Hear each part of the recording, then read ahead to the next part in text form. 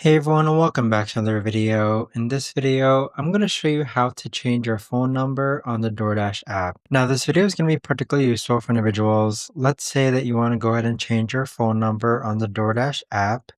Maybe you got a new phone number. How do you actually go ahead about doing so? Now, this video is going to be short, sweet, and simple, guys. There's not going to be a lot of steps involved. Now, in order to do this, what you're first going to do is log on to the DoorDash app.